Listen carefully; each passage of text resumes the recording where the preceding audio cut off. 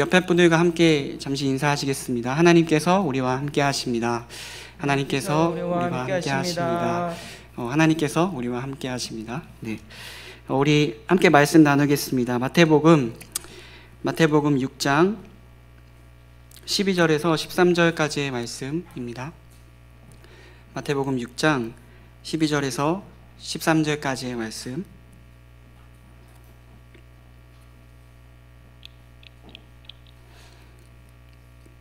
다 찾으신 줄 알고 저와 여러분이 함께 읽도록 하겠습니다. 시작. 우리가 우리에게 죄 지은 자를 사하여 준 것 같이 우리 죄를 사하여 주시옵고 우리를 시험에 들게 하지 마시옵고 다만 악에서 구하시옵소서. 나라와 권세와 영광이 아버지께 영원히 있사옵나이다. 아멘. 오늘 우리는 3주간에 걸쳐 진행된 주기도문 강해의 막을 내립니다. 주기도문을 3주밖에 나눌 수 없다는 게 사실 아쉬운 일이지만 앞으로도 더 기회가 돼서 이 시간을 함께 가질 수 있었으면 좋겠습니다. 오늘은 그 마지막 시간으로 죄와 시험 그리고 악에서 구하소서의 간구의 내용을 함께 살피기를 원합니다. 내용을 살필 때 저와 여러분에게 깊은 은혜의 시간이 되시기를 진심으로 소망합니다. 지금까지 함께 살펴본 바로 우리는 아버지 하나님께 구할 수 있는 권리와 특권이 주어진 자들이며 또한 우리는 이 세상에서 하나님 나라를 이루며 사는 백성이라는 사실을 알게 되었습니다. 하나님의 이름을 높이고 그분을 찬양하는 것, 그분의 나라가 이 땅에 임하기를 간절히 바라는 것, 그것이 구하는 사람들에게, 구하는 우리에게 너무나도 중요하다는 사실을 우리에게 알려주신 것이죠. 무익한 인간을 너무나도 잘 아셔서 죄와 시험 그리고 악에 대해서 하나님께 간구하라라는 이 내용을 우리 주님께서 우리에게 말씀으로 가르쳐 주시는 것입니다. 이 설교를 마지막으로 주기도문에 대한 내용은 끝이 나지만 저와 여러분의 마음엔 이 기도를 주신 하나님께 깊은 감사를 드리며 더불어서 이 기도를 더욱더 적극적으로 사용하는 우리가 되기를 소망합니다. 우리의 잘못된 기도 형식을 바꾸고 하늘의 하나님과 누리는 은혜가 저와 여러분에게 있게 되기를 소망합니다. 이 시간엔 가장 먼저 죄에 대해서 살피고 그 다음에 시험과 악에 대한 기도의 가르침을 살펴본 후에 본문에서 우리라는 단어가 굉장히 많이 나옵니다. 우리라는 단어가 왜 쓰였는지를 우리가 함께 생각해보며 마지막으로 결론을 맺고자 합니다. 주기도문에는 총 6번의 간구가 있습니다. 그중 5번째 간구로 예수님께서 죄에 대해 말씀하십니다. 우리 12절 말씀 다시 한번 읽어볼까요? 12절입니다. 함께 읽겠습니다. 시작. 우리가 우리에게 죄 지은 자를 사하여 준 것 같이 우리 죄를 사하여 주시옵고. 아멘. 여러분, 죄하면 떠오르는 이미지가 있으신가요? 저는 가장 먼저 아담과 하와의 범죄가 사실 제일 많이 떠오릅니다.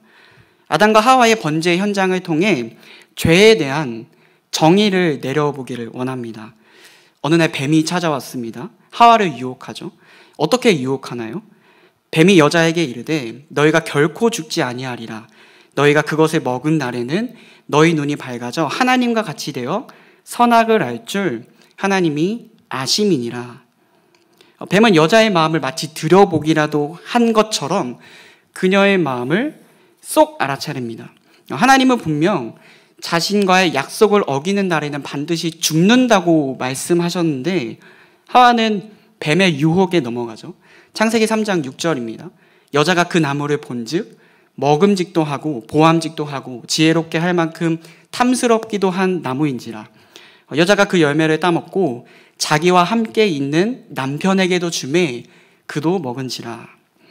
자세히 살피면 죄로부터의 유혹을 받는 이 여자의 마음이 사도 요한이 기록한 요한일서와 동일하게 적혀 있음을 우리는 알 수 있습니다.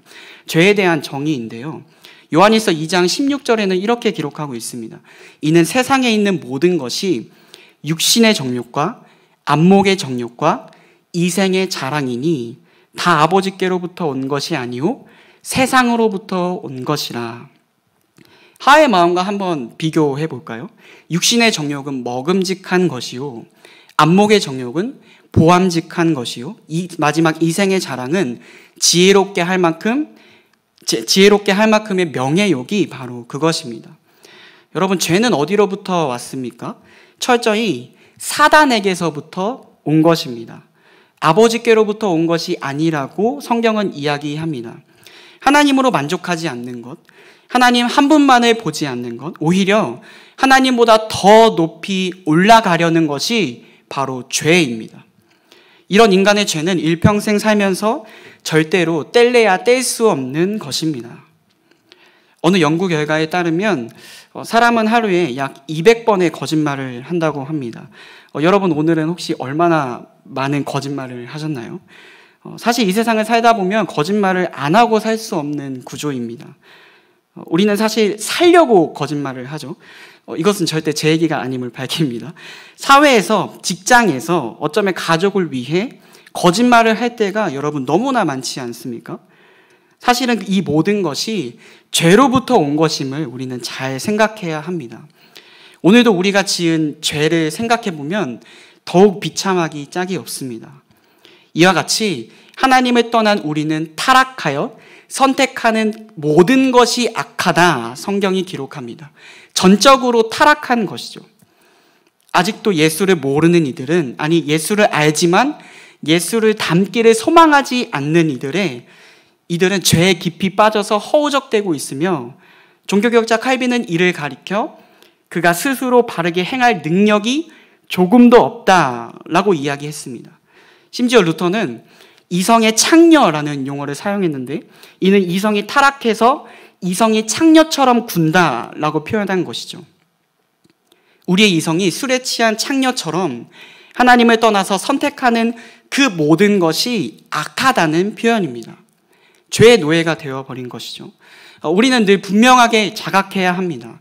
하나님께서 우리의 죄를 다 아시고 헤아리신다는 사실 말이죠. 하와가 범죄했을 그때에, 뱀에게 유혹을 받았을 그때에 하나님께서 계시지 않으셨습니까? 아닙니다. 하나님께서는 그곳에 함께 계셨습니다. 하나님께서는 하와의 선택을 존중하시면서까지 그를 사랑하셨습니다. 그것이 사랑의 결정체이기 때문입니다. 늘 보고 계셨습니다. 우리가 죄를 짓는 순간에도 아무렇지 않게 하나님과의 관계를 어기고 예배를 등한히 하고 죄를 가까이 하는 순간에도 하나님은 늘 우리와 함께 하셨습니다. 이런 우리에게 예수님께서 중요한 간구를 알려주시는 것입니다. 죄를 사하여 주실 것을 하나님께 요청하라고 말씀하십니다. 조금 독특한 것은 죄에서 해방하게 해주세요 라는 간구의 내용이 아닙니다. 너희는 본래 죄인이기 때문에 죄에서 절대로 멀어질 수 없음을 우리 주께서 아신 것입니다. 이미 아시고 우리에게 죄에서 사하여 줄 것을 말씀하십니다. 우리의 상황을 너무나도 잘 아시는 이 주님의 마음이 느껴지는 예수님의 가르침입니다. 우리는 이 고백을 매 순간 잊어서는 안 됩니다. 사랑의 하나님께 날마다 붙어있는 이 고백을 수도 없이 해야 한다는 말이죠. 죄에 대한 어원은 채무의 관계인 빚이라는 단어에서 왔습니다. 그러니까 이 본문을 다시 읽으면 우리가 우리에게 빚 지은 자들을 사하여 준 것 같이 우리 빚을 사하여 주시옵고 라고 읽을 수 있습니다. 우리는 하나님께 빚 진 사람들입니다. 어떤 빚을 졌습니까? 우리는 죄를 지을 때 하나님과 채무 관계를 맺게 됩니다. 즉 하나님께 뭔가를 갚아야 하는 채무자 신세가 되는 것입니다. 또한 죄는 엄연한 범죄 행위여서 우리 웨스트민스터 소유리 문답에서는 죄란 하나님의 법을 어기는 행위이다 라고 정의합니다. 이는 죄라는 깊이가 하나님께 빚을 지는 것일 뿐만 아니라 하나님 나라의 백성으로서의 법을 어기는 것임을 우리에게 말해주고 있습니다. 사랑하는 여러분, 우리는 모두 빚을 지은 자들입니다. 이 사실에서 우리는 모두 벗어날 수 없습니다. 우리는 예수 그리스도께 얼마나 많은 빚을 졌습니까? 그 빚은 헤아릴 수도 없고 일생을 살면서 소위 뼈 빠지게 하나님의 일을 한다고 해도 절대로 갚을 수 없습니다. 우리는 다만 그 은혜를 받아들이며 감사하는 삶을 살아가야겠지요. 나는 죄인이 아닌데요 라고 이야기하면 머리가 아파집니다. 예수 그리스도를 만난다면 우리 안에 있는 더러운 것이 다 드러나기 마련입니다. 그래서 우리는 어떤 윤리적이거나 또는 율법적으로 하나님을 섬기는 일에서는 절대로 없습니다. 우리는 다만 그 은혜가 너무 크고 감사해서 하나님께 헌신하는 삶을 사는 것입니다. 이게 우리에게 주신 자유입니다. 하나님께 예배하는 일, 하나님께 기도하는 일, 하나님의 말씀을 읽는 이 일이 절대로 노동이 될 수 없는 이유는 우리는 본래 그렇게 할 수 없었던 자들이기 때문입니다. 이 사실을 놓쳐서는 안 됩니다. 따라서 우리는 감사하는 마음으로 매 순간 하나님 앞에 예배하고 오늘을 살게 하시는 그 이유를 여쭈어야 합니다. 하나님께 모든 것을 맡기고 내려놓으며 진정한 신앙으로 거듭날 필요가 있습니다. 우리 모두가 이 은혜 안에 거하는 삶을 사시기를 축복합니다. 이제 좀 더 나아가서 12장 전체 문장이죠. 우리가 우리에게 죄 지은 자를 사하여 준 것 같이 라는 이 큰 문장에서 우리가 생각해 볼 것이 있습니다. 우리의 죄에 대해서 사실 용서를 먼저 구하기 전에 예수님께서 이렇게 가르쳐 주십니다. 죄 지은 자를 용서하여 준 것 같이, 이런 표현을 쓰시는데 마치 우리가 뭔가 되는 것처럼 생각하기 쉬운 문장입니다. 우리에게 다른 사람을 용서해 줄 만한 가치가 있느냐라는 말이죠. 이 문장을 잘 생각해 봅시다. 우리는 하나님께 죄를 지은 사람임에도 불구하고 세상에서는 우리를 못 살게 구는 사람 또한 있음을 이 구절이 말해주고 있습니다. 수직적으로는 하나님께 대하여, 그리고 수평적으로는 이 세상의 사람들에 대하여 이야기하는 것이죠. 이 구절의 전체 핵심은 하나님께서 우리를 대하신 것처럼 우리도 우리에게 예수 믿는다고 또는 교회 다닌다고 해코지하는 사람들에게 자비의 마음을 가져야 한다는 사실입니다. 여러분 생각해 보길 바랍니다. 아담과 하와가 처음 죄를 지었을 때 하나님의 마음이 어땠을까요? 그들이 비록 범죄했으나 창세기 3장 21절에는 그들에게 하나님께서 가죽옷을 지어 입혀주셨다라고 말해줍니다. 가죽옷을 지어 입혀주셨다는 것은 하나님의 사랑을 나타냅니다. 그 죄에 대하여 하나님께서 바로 징계하지 않으시고 여자의 후손으로 말미암아 우리를 죄에서 구하시겠다고 말씀하시는 그분의 사랑이 우리에게 얼마나 위안이 되는지 모르겠습니다. 우리는 모두 죄에서 해방된 사람들입니다. 그렇기 때문에 우리 주께서는 하나님께서 우리를 그렇게 대하셨기 때문에 너희도 남을 그렇게 사랑하라는 뜻에서 이러한 말씀을 하신 것입니다. 문장을 바꾸어서 말해보자면 주여 우리의 빛을 탕감하여 주옵소서, 우리가 우리에게 빚진 자들을 탕감하여 준 것 같이 라는 말과 같습니다. 이미 우리는 모든 죄를 탕감받은 사람들이기 때문에 우리에게 해코지하는 사람들을 70번씩 7번이고 용서해 주라고 주께서 말씀하시는 것이죠. 저희 청소년부에서 함께 예배할 때 아이들에게 자주 해준 말이 있습니다. 너희에게 겉옷을 벗어달라고 하는 자들에게 속옷까지 내어주며 오리를 가라고 하는 자들에게 심리를 같이 가지고 왼뺨을 치는 사람이 있거든 어떤 거죠? 오른뺨도 같이 돌려대라. 우리가 그렇게 살아야 한다고 말이죠. 사랑하는 여러분, 죄의 문제에 있어서는 그 누구도 옳다고 말할 수 없습니다. 여기 있는 우리 모두가 다 본래 죄인이기 때문입니다. 그러나 기뻐하십시오. 우리에게 승리를 주시는 주 예수 그리스도께서 우리를 위로하십니다. 그리고 우리가 우리에게 잘못한 사람을 용서할 수 있고 그들을 도울 수 있는 힘과 용기까지 허락하신다는 사실에 기뻐하시기를 바랍니다. 이 기도를 통해서 하나님과 더욱 가까워질 수 있음을 우리 주께서 우리에게 말씀하고 계십니다.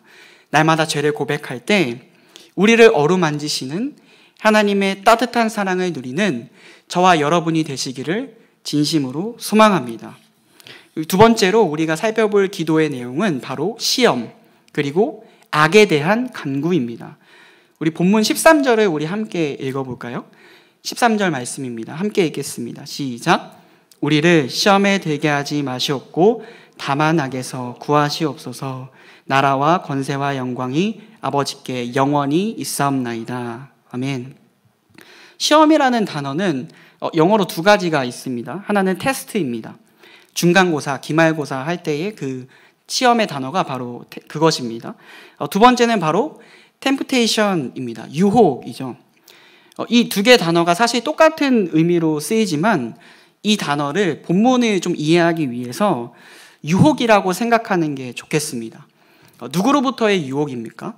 바로 앞절, 죄를 짓게 하는 자들로부터의 유혹입니다.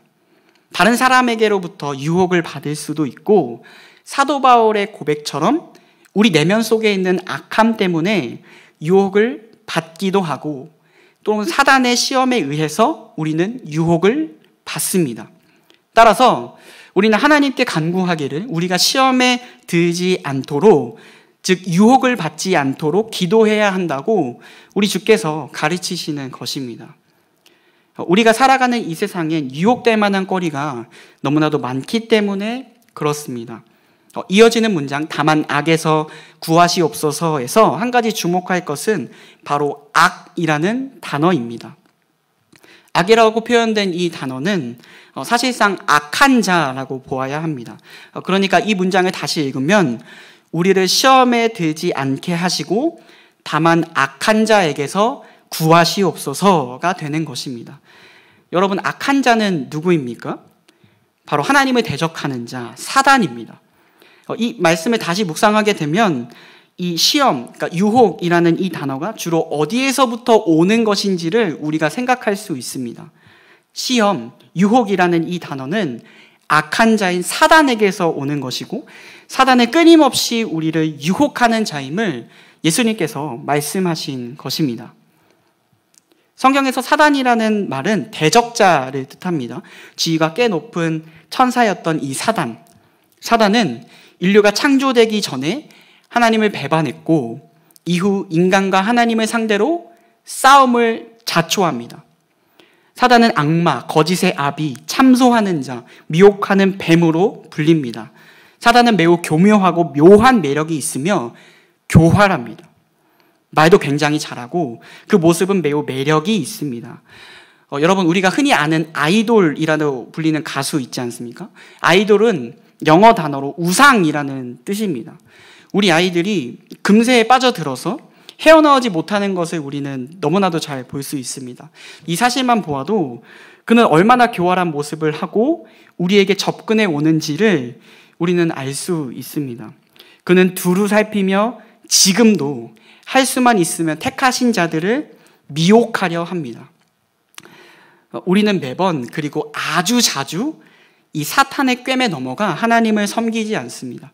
오죽하면 바울 사도가 에베소서에서 너희는 마귀의 관계를 능히 대적하기 위해서 하나님의 전신갑주를 입으라라고 이야기했을까요? 코로나 시대에서 모든 것이 영상으로 이렇게 바뀌어지는 요즘, 이 시간에도 지금 여러분이 있는 그 자리가 바로 영적 전쟁입니다. 하나님의 일을 조금만 하려고 해도 사단은 우리를 가만두지 않습니다. 이상하게 그 시간만 되면 빨래거리가 생깁니다. 내일은 뭐 먹지 하는 생각에 예배 시간에 장볼거리를 찾게 됩니다. 이상하게 어디가 아프고, 이상하게 졸리고, 이상하게 자고 일어나면 예배 시간이 지나 있는 것을 볼 수 있습니다. 이것이 사단의 공격입니다. 예수님은 이것을 경계하셨습니다. 본인이 직접 사단의 시험을 당하셨기 때문입니다. 마태복음 4장에 보면 예수님께서 40일여의 이 사단으로부터 금식과 영적 전쟁을 치르신 예수님의 모습을 보게 됩니다. 왜 예수님이 사단에게 당한 이 일을 성경이 적어 놓았을까요? 그만큼 사단의 공격이 악착 같고 너무나도 무섭기 때문에 우리를 이해하시려고 그 모든 내용을 적어 놓으셨습니다. 때때로 우리는 우리가 사는 이 세상에 마귀 사탄이 있다는 생각을 하지 않습니다. 그래서 하나님의 전신갑주로 중무장할 생각조차 하지 않습니다. 이것이 문제인 것이죠. 아주 자연스럽게 뱀같이 접근하는 사단의 유혹에 넘어가서 우리는 말씀을 등한히 하고 하나님의 자녀인 것을 망각합니다. 참소하는 이 마귀의 깸에 너무나도 쉽게 넘어갑니다. 사랑하는 여러분, 예수께서도 마귀의 시험을 받으셨습니다. 물론 큰 틀 안에서는 하나님의 뜻이 있었으리라 우리는 믿지만 이 사단의 공격을 우리는 매우 경계해야겠습니다. 그래서 주께서 6번째 간구로 우리를 시험에 들게 하는 악한 자의 참소를 막도록 간구하라고 말씀하신 것이죠. 우리는 이 사실을 기억할 때 하나님의 은혜를 누릴 수 있게 됩니다. 우리의 힘으로 절대 이길 수 없습니다. 우리는 기도로 이 문제를 해결해야겠습니다. 이 6번째 간구에서 생각해 볼 것이 있습니다. 앞서 잠시 말씀드렸지만 이 모든 일이 하나님의 뜻 안에 있기 때문에 예수님의 40일 동안의 시험에도 하나님의 뜻 안에 있을 것이라고 우리는 기억합니다. 따라서 요셉이 애굽으로 팔려가는 그 시간에도, 욥이 악마의 참소를 받아 고난을 받는 그 시간에도 하나님이 함께 하셨다는 사실을 우리는 알게 됩니다. 그러면 이런 생각이 듭니다. 왜 하나님은 사단의 이러한 고난을 때로 허락하시는가? 욥의 고난을 받을 때, 요셉이 애굽으로 팔려갈 때 왜 하나님은 가만히 계셨는가? 여러분 궁금하지 않으신가요? 하나님의 뜻 안에 있다고 생각하면 사실 가볍겠지만 악이라고 하는 이 단어가 쓰인 용례를 살펴보며 이 문제를 한번 해결해 보길 원합니다. 야고보서 1장 12절에서 13절까지의 말씀은 시험이라는 단어가 대표적으로 쓰인 말씀입니다. 우리 함께 읽어보도록 하겠습니다. 함께 읽겠습니다. 시작. 시험을 참는 자는 복이 있나니 이는 시련을 견디어낸 자가 주께서 자기를 사랑하시는 자들에게 약속하신 생명의 면류관을 얻을 것이기 때문이라. 사람이 시험을 받을 때에 내가 하나님께 시험을 받는다 하지 말지니 하나님은 악에게 시험을 받지도 아니하시고 친히 아무도 시험하지 아니하시느니라. 아멘. 앞서 시험에 두 단어가 있다고 여러분께 말씀드렸습니다. 테스트와 템프테이션입니다. 하나는 중간고사, 기말고사 같은 시험이고 두 번째는 유혹입니다. 굳이 따지자면 12절의 시험은 우리가 알고 있는 시험으로서 쓰였고, 중간고사, 기말고사 이런 시험으로 쓰였고 13절의 시험은 유혹으로 쓰였습니다. 성경에는 이 두 단어의 용례를 사실 같이 쓰는 거로 볼 수 있는데 우리가 여기서 알 수 있는 사실이 무엇입니까? 하나님께서는 우리를 유혹하지 않으시는 분이십니다. 죄에 빠지도록 유혹하지 않는다는 말이죠. 다만 당신의 자녀들이 때때로 시험, 즉 테스트에 통과하는 것을 최선이라고 판단하셔서 마치 우리가 볼 때에 악을 허락하시는 것처럼 보이도록 상황을 조성하십니다. 잘 생각해 봅시다. 욥의 고난에서도 우리가 알 수 있듯이 사실상 주체는 하나님이 아니라 사단입니다. 요셉이 애굽으로 팔려가는 그 과정에서도 하나님은 형제들의 유혹하는 자가 되지 않으십니다. 로마서 8장 28절의 말씀이 딱 맞습니다. 우리가 알거니와 하나님을 사랑하는 자, 곧 그의 뜻대로 부르심을 입은 자들에게는 뭐라고 이야기하시죠? 모든 것이 합력하여 선을 이루느니라 라고 말씀하십니다.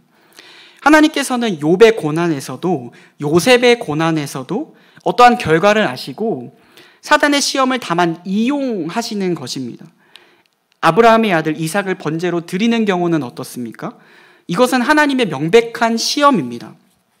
그가 한 치 앞도 내다볼 수 없는 상황 속에서 하나님은 얼마나 하나님 자신을 의지할 수 있는가를 아브라함을 통해서 테스트하신 것이죠. 정리하자면 하나님은 악한 것으로 우리를 유혹하지 않으시는 분이, 악한 것으로 우리를 유혹하시는 분이 아니며 다만 시험을 통해 때로 우리를 연단하시는 분이십니다. 그래서 예수님께서는 우리에게 말씀하시기를 하나님께 악에서 구해달라는 고백을 하라고 말씀하십니다. 그분은 악의 조성자가 아니시며 악을 행하시는 분도 아니시기에 악한 자로부터의 해방을 위해 날마다 기도하라고 말씀하신 것입니다. 사랑하는 여러분, 악한 자에게서 멀리 하시기를 부탁드립니다. 하나님께 기도하며 간구함으로 시험에 들지 않도록 깨어 기도해야 합니다. 우리를 우는 사자와 같이 두루 다니며 삼킬 자를 찾을 때에 마치 유월절의 피를 보고 그곳을 지나가는 것처럼 우리에게 예수의 피와 그분의 말씀이 능력이 되기를 소망합니다. 요즘 우리에게 가장 큰 유혹이나 시험이 어떤 것일까 생각을 해보았습니다. 바로 정신적인 유혹, 시험이지 않을까 싶었는데 요즘 시대는 사실 먹을 것이 부족해서 굶주려 죽는 나라들과는 달리 우리는 사실 부족할 것 없는 시대를 살아가고 있습니다. 하지만 여러 분별 없는 미디어 매체와 혼자여도 잘 살 수 있다는 사회적인 가르침이 또 다른 정신적 피해를 낳게 합니다. 최근 코로나로 인해서 코로나 블루라는 우울증이 생겼습니다. 사람을 만나지도 못하고 혼자 있어야 하니까 사람들은 좋을 거라고 생각하는데 실제로 그렇지 않습니다. 가족끼리 지내는 시간은 많은데 이혼율은 오히려 증가했습니다. 여러분, 이 세상은 하나님 없으면 절대로 살 수 없는 세상입니다. 시대를 지나서 과학이 아무리 발전하고 좋은 세상이 올 것이라고 우리는 생각했지만 오히려 그 과학이 병을 낳게 합니다. 선교사님들에게 가장 좋은 무기라고 하면 문맹한 자들에게 가서 의술을 알려주고 학교를 세우는 것이라고 합니다. 하지만 사실 그것도 잠깐이죠. 그 땅이 번영하면 하나님을 잊습니다. 유럽과 미국, 수많은 선진국들이 그랬습니다. 안타까운 일이죠. 그래서 우리에게는 주님이 필요합니다. 예수밖에 답이 없습니다.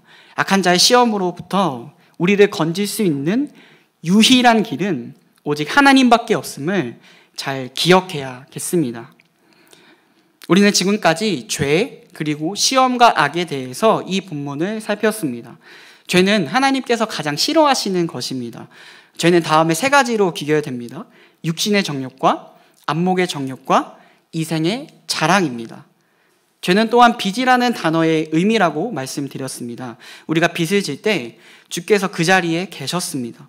눈먼 아담과 하와에게 가죽옷을 지어 입혀주셨던 것처럼 우리도 우리에게 죄 지은 자들을 사랑하되 끝까지 사랑해야 합니다. 시험과 악은 같이 가야 하는 단어라고 말씀드렸습니다.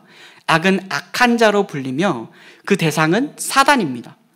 사단을 유혹하는 자, 참소하는 자로 우리를 삼키려 눈에 불을 켭니다. 하나님께서 우리에게 마치 사단의 유혹을 빌어 시험하는 것이 아니냐며 반문할 수 있겠으나 하나님은 우리를 악으로 인도하시는 분이 아니시며 우리를 시험하셔서 그 믿음을 성장시키십니다. 이 사실을 기억하며 우리 주께 간구해야 합니다. 그러면 이제 전체적인 틀에서 12절과 13절을 함께 살펴보길 원합니다. 주께서 가르쳐 주신 기도, 그러니까 9절에서 13절까지 오늘 본문에서 가장 많이 들어가 있는 단어를 꼽자면 바로 우리라는 단어입니다. 주께서 가르쳐 주신 기도의 핵심은 바로 하늘에 계신 아버지와 우리 사이의 관계를 말합니다. 여기서의 우리는 1차적으로는 당시 제자들, 크게는 믿음의 공동체인 교회를 말합니다. 하늘에 계신 우리 아버지라고 하는 뜻은 하늘에 계신 우리 아버지는 나의 하나님이시기도 하지만 동시에 우리의 아버지이시다라는 말입니다. 이 기도는 교회 전체가 드리는 기도여야 하고 교회 전체가 이 기도의 효력을 얻어야 한다는 말입니다. 주기도문이 가르치는 우리의 고백은 첫 번째로 교회의 방향성을 제시해 줍니다. 신앙은 개인 활동이 아니라는 사실입니다. 우리 모두가 형제요, 자매가 되어서 서로를 섬기는 지체가 되어야 함을 가르쳐주고 있습니다. 여러분, 사도신경은 나의 고백입니다. 그래서 전능하사 천지를 만드신 하나님 아버지를 내가 믿습니다라고 고백하죠. 그래서 사실 이 문장만 가지고 혼자 신앙생활을 잘 지키면 괜찮지 않느냐는 사람들도 간혹 있습니다. 하지만 사실상 이 나의 고백은 교회를 지키기 위한 고백이지 혼자의 신앙을 고백하는 신앙선언이 아니라는 사실을 우리는 잊어서는 안 됩니다. 교회의 각 지체는 서로 연결되어 있습니다. 우리는 아버지를 여러 분 모시는 공동체가 아니고 하늘에 계신 딱 한 분, 우리 하나님 아버지를 모시는 공동체가 바로 교회입니다. 여기 모인 각 한 사람 한 사람이 바로 가족이라는 사실이죠. 비록 영상으로 이 예배를 드리고 계신 여러분조차 우리가 함께 모여서 서로 연결되어 있다는 사실을 잊지 마시기를 바랍니다. 교회 한 지체가 아프면 같이 아파해야 하는 것이 정상이고, 한 지체가 기뻐하면 서로 기뻐해야 하는 것이 정상입니다. 실제로 그렇습니다. 저희 사역자분들은 여러분을 마주 대하지 못해서 찢어지는 아픔들을 여러 경험했습니다. 여러분들도 마찬가지이실 거라 생각합니다. 마음과 마음이 만나는 교제가 우리 안에 이루어져야 하는데 이것이 잘 되지 않기 때문입니다. 그래서 사실 온라인 예배가 결코 정상적일 수 없습니다. 물론 과학이 얼마나 더 발전해서 우리 몸은 집에 있고 우리 정신이 막 밖으로 돌아다닐 수 있어서 우리가 서로 식사를 하고 교제하는 이 부분이 얼마나 해결될 수 있을지 우리는 의심스럽지만, 지금 같은 상황에서는 교회 안에서 서로 온전히 교제가 되지 않기 때문에 우리는 다시금 얼굴과 얼굴을 맞대어 서로 볼 수 있는 대면 예배를 사모해야 합니다. 오늘 본문으로 생각해 보자면 교회의 각 지체가 사단으로부터 시험에 들지 않도록 우리는 서로 교제하며 기도해야 합니다. 그리고 우리라는 이 단어는 절대로 신성교회로 국한되지 않습니다. 이 우리는 전 세계적인 모든 교회를 의미합니다. 그래서 우리는 신성교회뿐만 아니라 전 세계에 두루 퍼져 있는 모든 교회를 위해 기도해야 합니다. 우리 담임 목사님께서도 이야기하셨지만 저희 신성교회는 하나님의 도우심으로 성도분들의 끊임없는 헌신이 끊이지 않고 있어서 너무 감사한 시간을 보내고 있습니다. 하지만 정말로 이 시기가 경제적으로든 많은 부분에서든 힘들어하고 있는 교회들이 너무나도 많습니다. 우리는 이런 교회들을 위해 특별히 기도해야 합니다. 절대로 신성교회만 잘 되어서는 안 됩니다. 우리 교회가 이 코로나 시기를 잘 보내는 모범이 되어서 다른 교회에도 그 사랑을 실천할 수 있었으면 좋겠습니다. 우리나라는 의미에 대해 두 번째로 말씀드리고 설교를 마치려고 합니다. 두 번째, 하늘에 계신 우리 아버지라고 할 때 우리는 땅에 있는 사람으로서 하늘과 땅을 잇는 사람들입니다. 한번 따라해 보시겠습니까? 우리는 하늘과 땅을 잇는 사람들이다. 비록 우리는 땅에서 사람들 가운데 살지만 하늘에 계신 하나님을 아버지라고 부르며 삽니다. 우리는 땅에 살지만 하늘에 속한 자로 살며 사람들 가운데 살지만 하나님과 관계하며 삽니다. 예수님께서 분명히 우리에게 말씀하셨습니다. 내가 천국 열쇠를 내게 주리니 내가 땅에서 무엇이든지 매면 하늘에서도 매일 것이요 내가 땅에서 무엇이든지 풀면 하늘에서도 풀리리라 하시고, 아멘. 우리는 땅에서 살아도 하늘을 움직이는 자들입니다. 이 사실이 여러분 얼마나 놀라운 일인가요? 그래서 우리의 삶은 평탄할 수가 없습니다. 하늘과 땅을 잇는 이 노력이 얼마나 힘든 일일까요? 우리에게 하나님께서 천국의 열쇠를 맡기신 것은 이 땅에 살아가면서 하나님의 뜻을 모르는 사람들에게 보이며 살라는 사실을 알려주신 것입니다. 기도가 먼저 그 역할을 합니다. 우리는 어떻게 기도하며 살아가야 하나요? 오늘 주께서 가르쳐 주셨던 것처럼 우리의 죄를 용서해 달라고 기도하고 우리에게 죄 지은 자들을 용서하는 삶을 살아가야 합니다. 또한 우리가 시험에 들지 않도록 날마다 기도하며 여전히 악에서 허우적대고 있는 이 세상 모든 사람들에게 복음을 전하는 일을 해야겠습니다. 그래서 우리의 삶은 고귀하고 가치가 있습니다. 하늘과 땅을 잇는 사람이라면 여러분 얼마나 이 삶이 아름답겠습니까? 그리스도인이 되었다는 것은 이 세상을 보는 또 다른 눈이 뜨여졌다는 사실을 말해줍니다. 소망이 없어서 허우적대고 있는 이 세상에 많은 사람들이 있지만 우리는 살아갈 사명과 이유가 있는 사람들입니다. 주께서 교회에게 이 일을 맡기신 것이죠. 주께서 우리에게 이 놀라운 생명의 일을 맡기셨습니다. 이 놀라운 사실에 부름받았음을 기억하시기를 진심으로 소망합니다. 말씀을 마무리하겠습니다. 우리는 3주간 주기도문에 대해 살폈습니다. 참으로 기억할 것은 예수님께서 우리에게 주신 이 기도 자체가 사랑이라는 사실입니다. 우리는 하늘과 땅을 엮는 사람으로 죄, 시험, 악으로부터 우리를 건지실 것을 날마다 기도하고 더불어 여전히 복음을 모르는 자들에게 이 사실을 알리는 삶을 살아가야 합니다. 앞으로 주기도문을 하실 때에는 그냥 암송하듯 중언부언하지 마시길 바라고 의미와 깊이를 잘 생각하면서 함께 기도하기를 바랍니다. 하나님의 구구절절한 사랑을 느끼실 것입니다. 그 의미와 깊이를 깨달으며 또 한 주간을 승리하며 살아가는 저와 여러분이 삶 되시기를 진심으로 소망합니다. 우리 함께 찬양하시면서 예배를 마치기를 원합니다.